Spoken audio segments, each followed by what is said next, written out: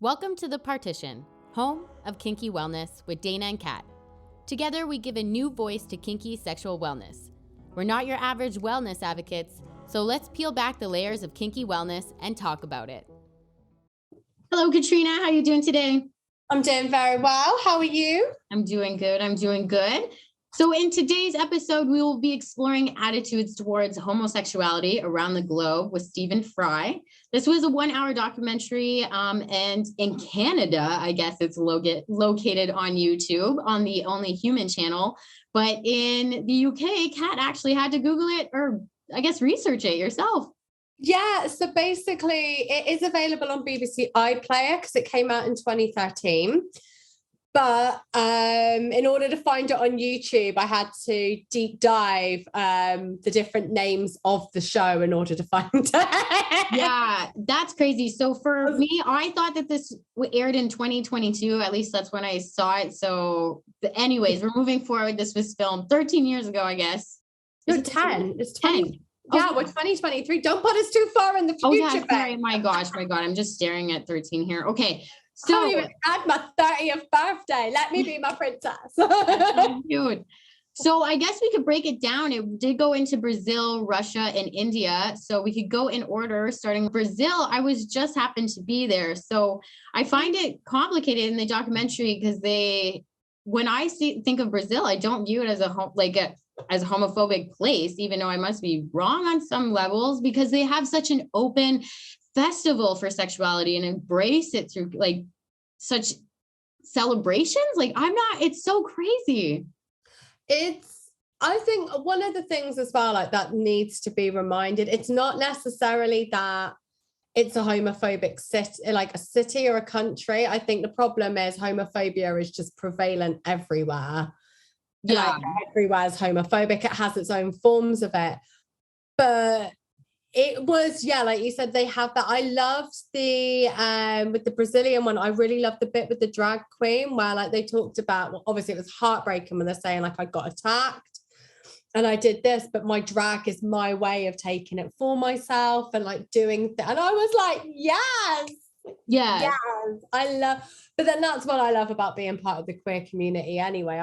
We do find, whether it's drag, whether it's art, whether it's creating our own spaces, I do find it beautiful that we make our own places and we make things specifically for us to say fuck you to the rest of the world and the rest of society. But no, it was an interesting one because I know you did some research. So did you know if the legislation about homophobia and teaching, the legislation they were going to bring in about teaching about gay people in schools? I didn't know if that did come into effect in Brazil or not. No, I don't know that. And I would love to see it, just to see how that all went down and more about the information that went behind it or the reactions that I guess teenagers themselves, like I'm sure there's information on it. I don't know enough on it to comment on it though, but I like how there was empowerment, even though they got attacked and they came back through and there was that. But some of the sentences even like I found interesting was is not to like something is not the same to hate.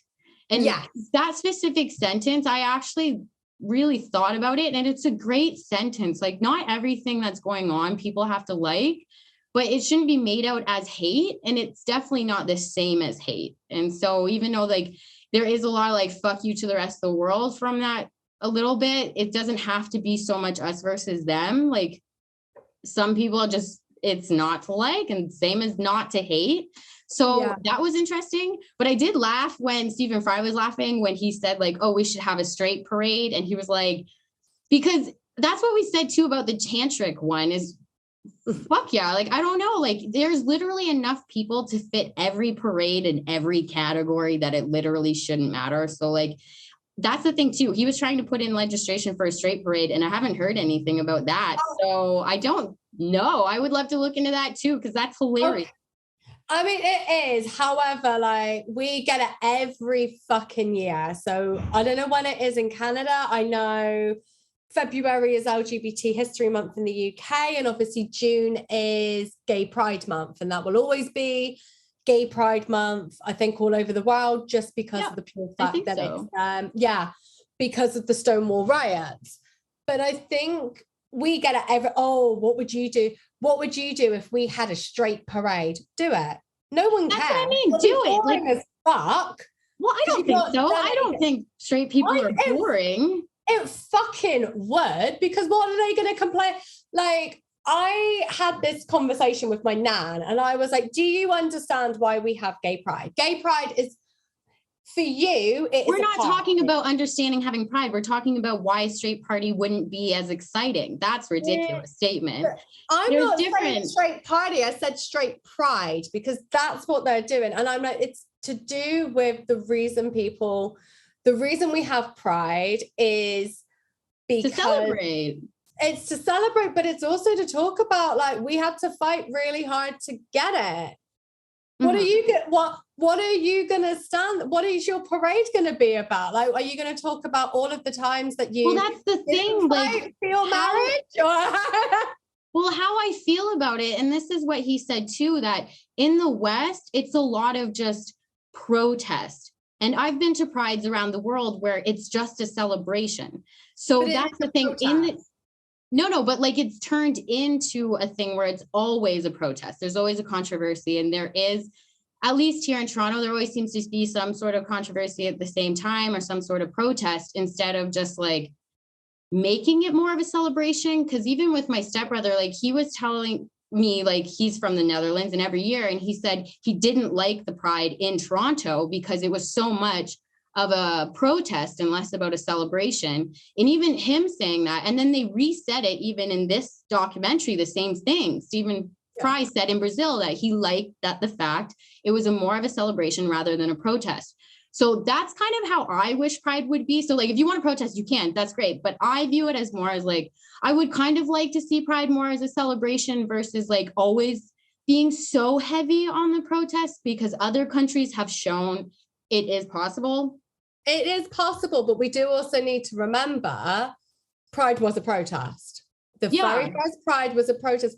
So we are allowed, I do believe in remembering that. I do believe we need to celebrate that. And I feel like in the UK, that's the way we do it. But I am all for protest. And I think it'll be, and I'm saying this, like, this documentary was 10 years ago. It's going to be very interesting to see if pride stays celebratory for the next. I don't see it as celebratory. Like that's what I mean. Here in Toronto, at least for my state, there is celebration. Don't get me wrong, but there's like an awful lot of other things as well. Like there is, I wouldn't say that it's more of a celebration. I would say, if anything, like 60-40 on its best days. And that's still 60-40 towards protest. And like, so when there's protests, there's a lot of stress. And when they're celebrating, there's no like less stress. And so I think, like, I'm all for it. I'm like, look, I get it. We protest in the UK. It's still but the way we protest, I find, comes from a very different thing. Like, I have seen protests be celebratory, like, but we do argue, and I do stand by that statement personally. Pride is a protest, whether we're celebrating in the streets or we're sucking dick at the sauna on Gay Pride Day. We're doing it as a protest. It is a protest for the fact that we've had a rise in homophobia. It is a protest for the fact that our trans brothers and sisters are being fucking attacked by every type of government at the moment. I think you can celebrate it, but I think where I have a problem personally with pride is where it's all about the party. It's all about the party drugs and oh my God, let's make it. And then we don't talk about the history of pride. I'm like, no, talk about the history of pride. Talk about why pride matters. Talk about why people in the world are still without fucking rights. I'm like, no, I personally am all for do it beautifully, do it as a celebratory thing, but I do think there needs to be a memory and a history of it. So we have it in the UK. We have anti-prides in the UK by the queer community, by the way, because we don't like how capitalist and corporate, and also how mainstream it's been. Like, I completely agree with certain members of the community being like, I don't think straight people need to come to every pride. Well, that's what it was too. Like a parade, but I understand certain places being like, we don't. This isn't your place. This is for us. Yeah.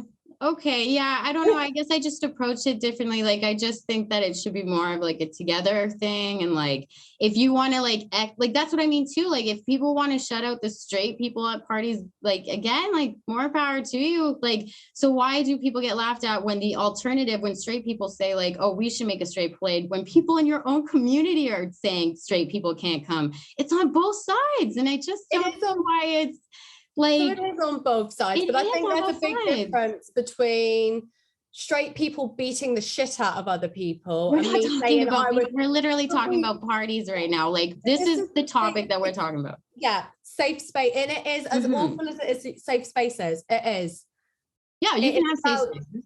Like, but this is the thing. It's not people going, straight people should be. I do come to the parade. Come and show your support, do that. But I'm like, where it is, and I do see this a lot, this does happen quite. So in London, lesbians very rarely go to the gay bars on gay pride, because we can't get into them.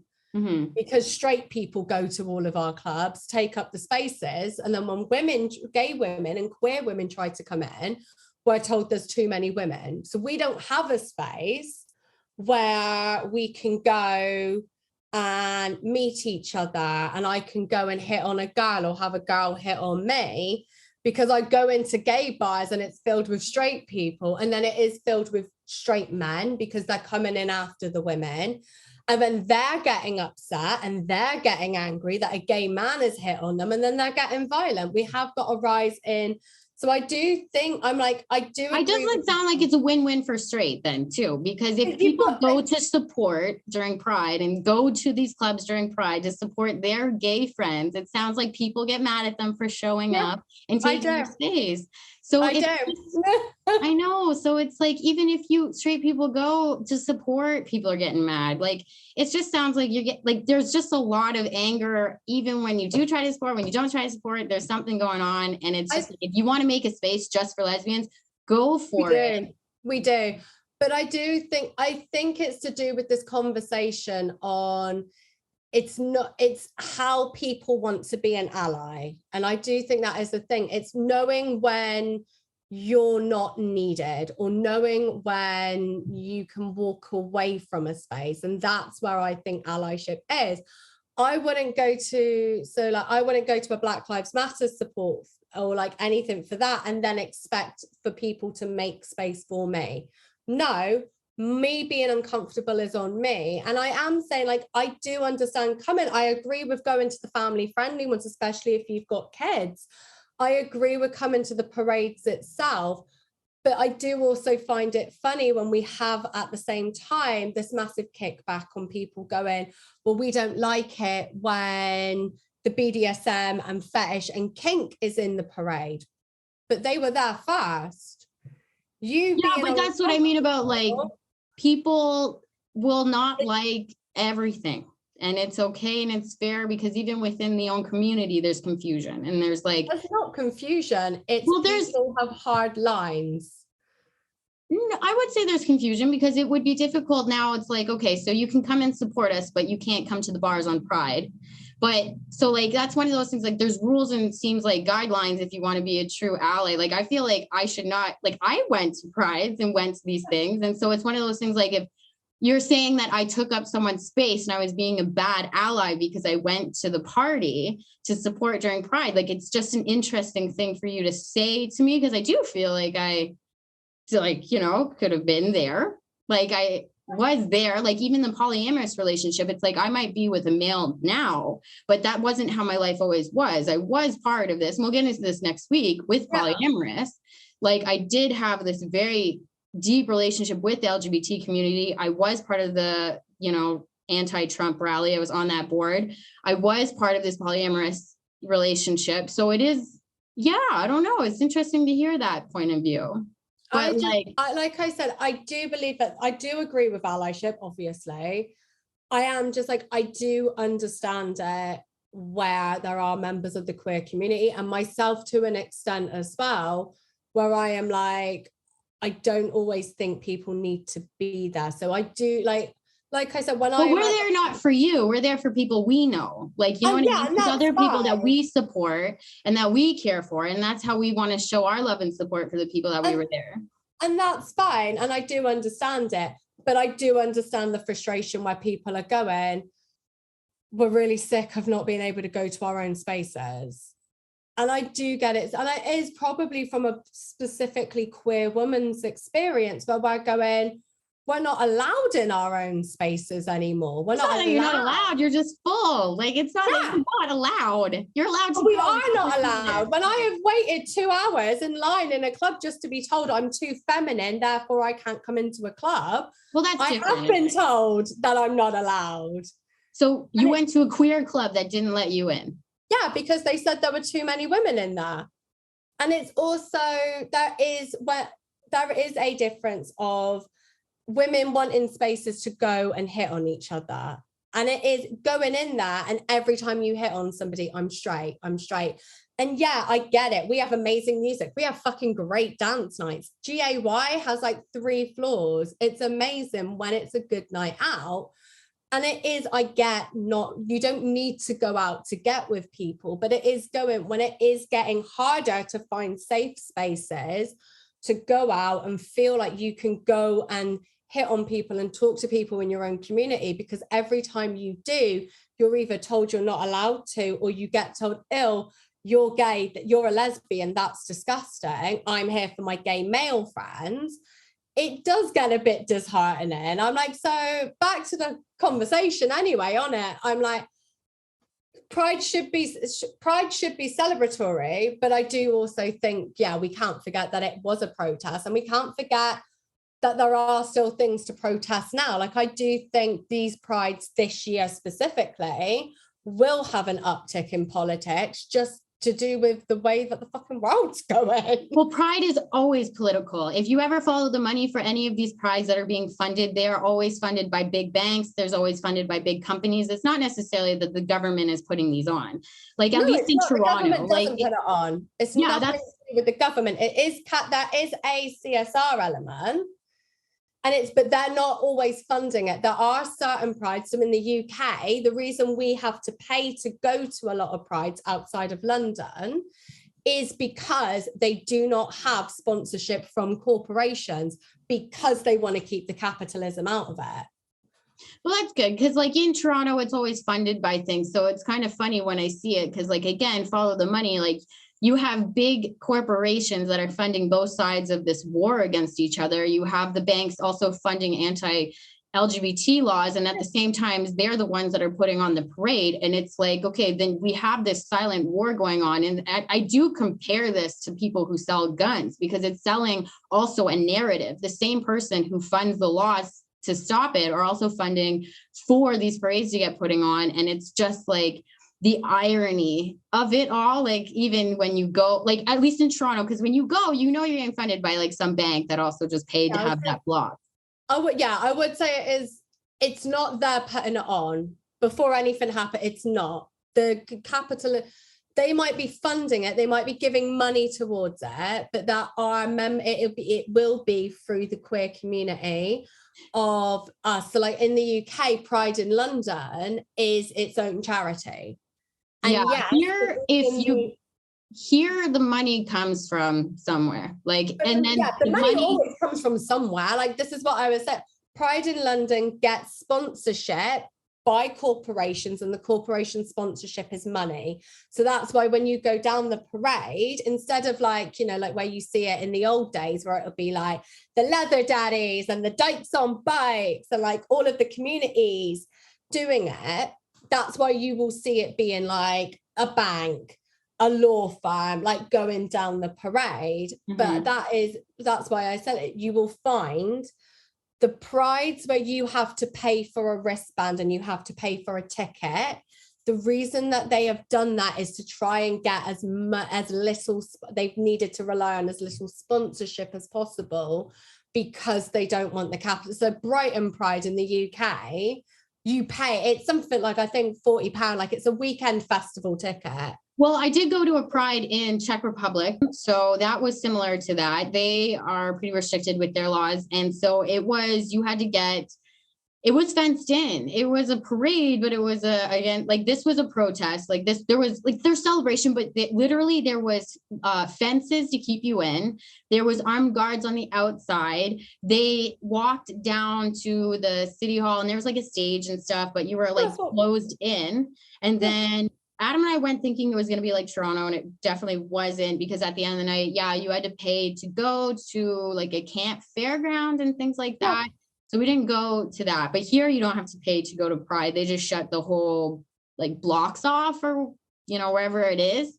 But you will probably see, so where it's like they fenced you in, that's not the protest. That is probably, they have heard, the police have heard that there's going to be a load of anti-LGBT people threatening. So the protests on both sides. Like both sides have protests. That's not a protest for us. That's an attack. I don't call that a protest. If you need the police to protect you, we have so when, even though they'll shut off the whole street, they shut off the main thing in London, you will see that the police automatically on these types of things. It's the same for anything like when Ramadan is and Eid, and they have like the big non-Christian, I will say, because we've just had Holly. No, I agree that there was definitely got to be like I wouldn't call that a protest from us. I would call it from like my community. I would say we're just taking precautions so we don't die.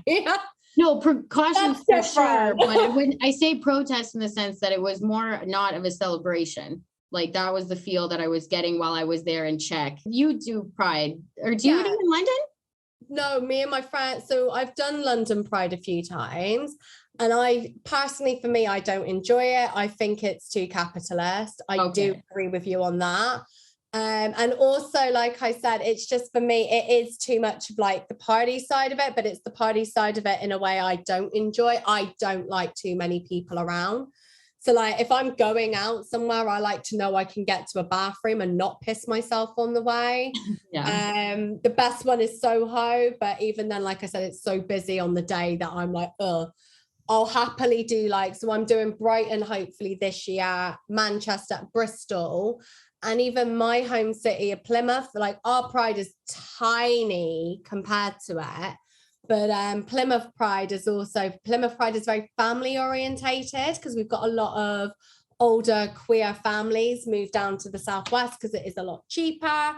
So we have it, it's a very small Pride, but it's a more family friendly one. But yeah, it's an interesting one where I'm like, there are different Prides.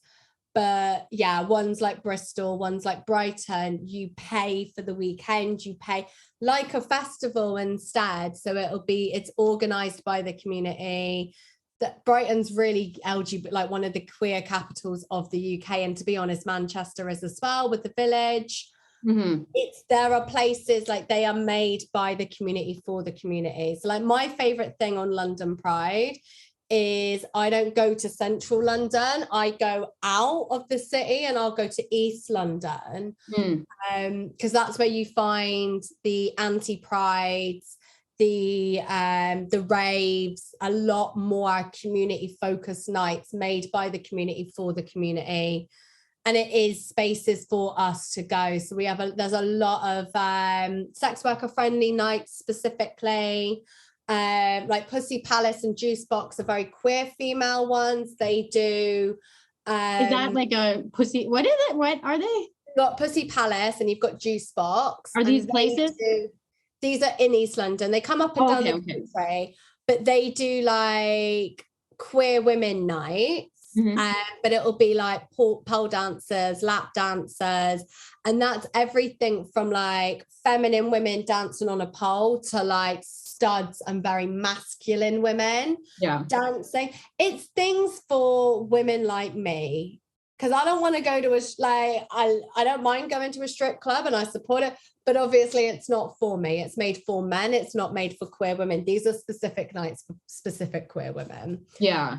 Like, you know, and there's a lot of gay men's ones. I know that like the saunas do massive events as well. And obviously the things with a lot of gay saunas is like, you know about it, but you don't know where it is unless you know somebody. And obviously I'm never going to go there because they're men only spaces. And I think this is something that needs to be said. Gay men have always had gay men spaces. There have always been saunas. There have always been clubs and bars. Yeah, I think the reason women like me and a lot of queer and trans people, specific and non-binary people, are becoming a bit more outspoken and coming off as a little bit more aggressive towards straight people. I don't hate straight people. I love them. My best mate is one. She's fine. John's okay, but you know, we all love Val. That's funny. It's one of those where I'm like, where we're going, gay men have always had spaces to go where they get to feel safe. Ours keep getting taken over and shut down. Fair enough. Ours.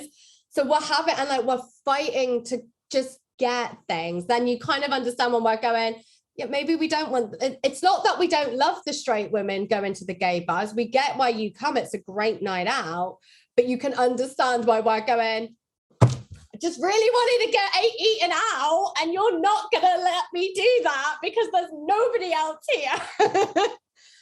It is. Yeah, I guess I feel like, yes, create spaces for everybody, but like, I don't know, man, if girl, how do I say this to you? You know, I'm in power dynamic relationships, right?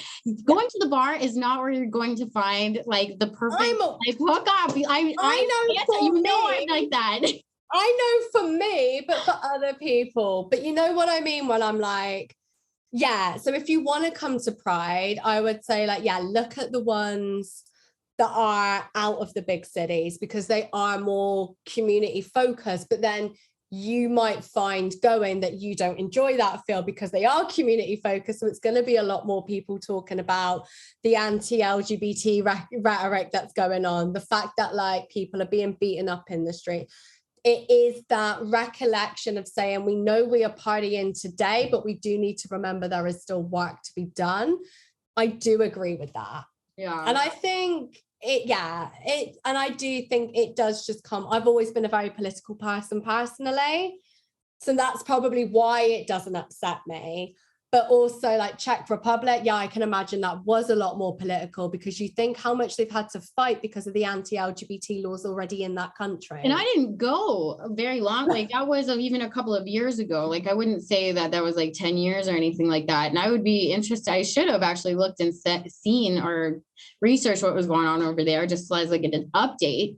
But Europe is a very interesting place with the way that it is, because on the surface, even in the Netherlands, on the surface, it comes off as we're all like amazing and like so good for like LGBT rights. And then you start looking at the fact that we have still got an East-West divide. We've got a North-South divide, for fuck's sake. We've got religious divides. Mm-hmm. There's so many things, but like that area, but like the closer you get to Russia, the more you see a lot of Christian Orthodox and the impact that has on. Even with the Russia one, like the one thing, so like I agree, not the whole thing, but this section, I believe that we should not be like putting 6-year-olds with sexual images.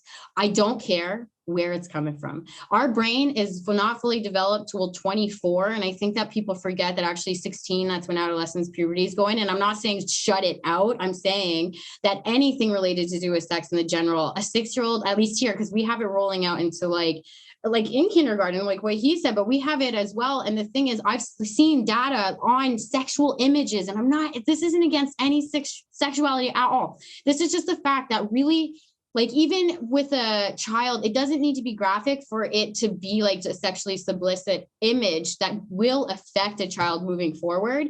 And that's the thing. Is this about the like you're not allowed to talk about being gay law? No, they said that they were going to, I don't know. He said something like, I don't know, it's something to do with their education, but it wasn't that I agreed with it fully. It was the fact that I agreed that any type of sexually explicit anything to someone that's just to a child on any front, dude, like there's so much information that's just like, it's not good. And as much as this is, and I know that there's a lot of heart behind it and a lot of like, we want to get this information to them because we think we're doing good, but like, it's starting to slowly come out that like, it's like not good on either front. It's like when kids watch porn too soon as well, like young boys, if they watch graphic porn too soon, it's the same way, but on another level. So when you show 6-year-olds other things, it affects them the same way. Like it's one of those things, like, how can we all understand that a 16-year-old, 14-year-old, for both women and like anybody, actually, like women, males, everybody in between, that it's not good for adolescents to see stuff on porn and then not take the same information and be like, to a child, because their brain, they should be thinking about playing, about themselves and other things and make believe and all this stuff. And then we are the ones that are putting it in their head, like sex, like, oh, here, we're showing it to them. 6-year-olds don't naturally, like, I don't believe that masses amounts of 6-year-olds come out and be like, I want to talk about sex. Okay, so we've had to have a review. Now, I come from a country where we had a thing called Section 28. And Section 28 is probably the reason we have such a fucked up relationship with being gay and mental health issues. So the rule of Section 28 means that LGBT, the idea of LGBT was not allowed to be taught in the classroom. So, you know, Florida's Don't Say Gay bill? Yeah. No, yeah, yes. I've heard of it. I don't know much about it. I saw a headline of it. I never. But I'm pretty sure you can figure out what it fucking is about. It's pretty self-explanatory. It's pretty. Section 28 was by our very conservative. It's a Thatcherist thing. It only stopped happening a few years ago. It was the thing that it was like the Russian one. You are not allowed to talk about LGBT in any way, shape, or form. That's not sexual. You can't, if you are a teacher, say I was a teacher and I was married to a woman, and the child in my class asked me if I was married, I could not talk about that and I would lose my job because I talked about my wife, therefore promoting a lesbian relationship in school. Oh, I agree that like you can talk about your life. I don't agree that we should be talking about sexuality. I think we should be using inclusive language. Can we just clarify about Russia though? The bill was you couldn't use their sexual orientation as a method to say this person was successful because of their sexuality. Because I even wrote it down. I quoted it just to make sure I got that right. Like, it's not that you, like, that's what he said, but I know it's really bad, but it's just like their mindset, but the law itself, like it said something. The law itself said that it's something to do with... in this documentary, that's what he said. So the one that I watched, where I was up to, was where he was talking to the lesbian couple and they were like, yeah, technically under the law, we are illegal because we're not supposed to be showing our kids anything to do with LGBT. Yeah, see, that's fucked. That's too far. Yeah, that's fucked up. That's yeah. That's where, yeah. So like, I agree we shouldn't be using there shouldn't be sexual explicit imagery towards kids, that you shouldn't be bringing pornography into schools anyway, whether you are a teacher or not. It's not where good. Like our sex ed is about to go through a massive reform because we were meant to have a load of funding put towards it. They've used fuck all, so now teachers are looking for resources and now the schools are complaining that the resources they're using are not right for children, and they're like, but we're not showing these in school.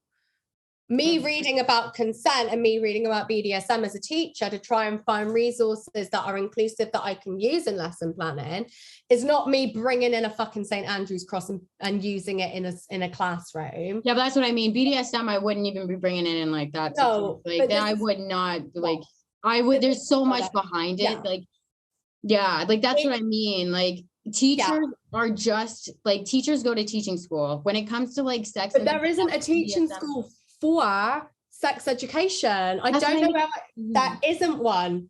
They are not taught. So there are no teachers who are taught specifically to teach sex ed in schools. It is literally teachers who are underfunded with no resources having to make lesson plans. And this is where we're having these massive issues coming in about we're either teaching it too much and too young, or we're not teaching it well. or we're not doing it at all. So it's a hard one. I agree, obviously. No, it's complex. Sex is complex. 6-year-olds do not need to know how to eat ass any more than my 90-year-old grandmother needs to know what pegging is. You know what I mean? That's so funny. But this was great. You know what? We didn't get to India, but we're going to save India for another episode. We'll do specifically on India. I will talk to my husband as well. He has some points he'd like to make as well for that. You can finish it for the documentary, and we'll save that for another one, because this is about as much time as we have, but it was so good. This conversation was so good. I love it. Thank you so much for today. You as well. And I can't wait to speak next week. Yes, next week. I will see you then. See you soon. Bye. Well, that's it for us. Make sure to follow us on Instagram to stay up to date. You can find me at @thepartition_life, and you can find Katrina at _satisfiedcat. Thank you for listening. Tune in next week, and as always, stay kinky.